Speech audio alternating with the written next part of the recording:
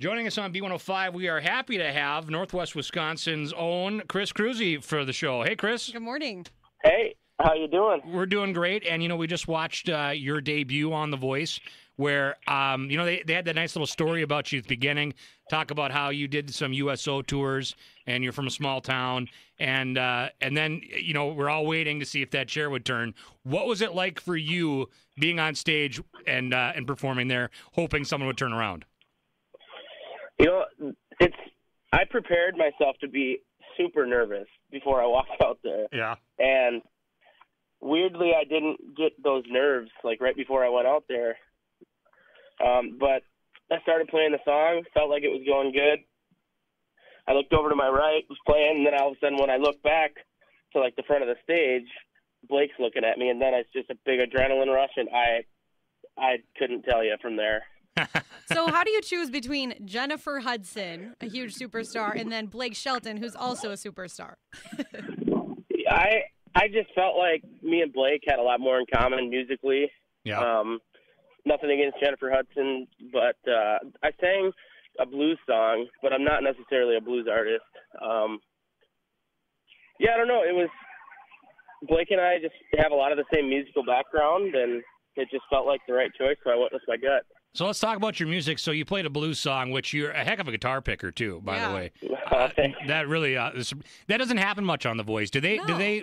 When you go out there, do they like say you want to play a guitar? They kind of discourage you from it, or how's that work? I think they kind of play it by ear. I think they'll let anyone, if they want to play guitar, they'll let them. But if it's taking away from the vocal performance, then I think they'll probably try to steer them away from it. But mine, they let me kind of carry the song on the guitar. So yeah, and that was great. So back to your music, what would you say your genre of music that you play is? Is it more country or blues or rock? Yeah, I'm kind of all over the place. I grew up listening to like Hank Williams Sr. and Willie Nelson and Merle Haggard, but also AC/DC, Guns N' Roses, Warrant, Poison, and then more contemporary country like Chris Stapleton, Zach Brown Band, kind of all over the place. Yeah.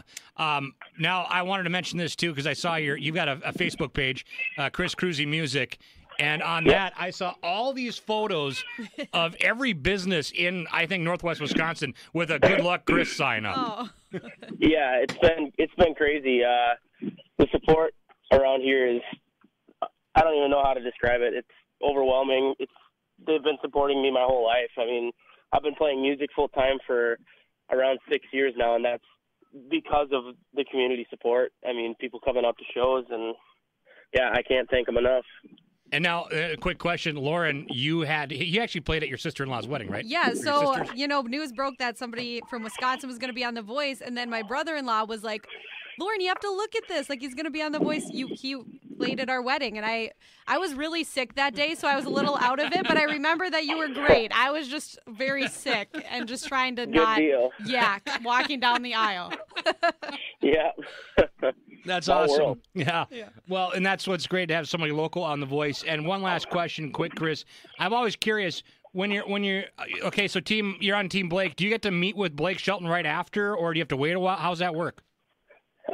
He came back and talked with my family and stuff. They showed a little bit of that on the show, but he actually sat back there and talked to us for probably 10, 15 minutes, and then it wasn't long after that we got to spend a decent amount of time with him.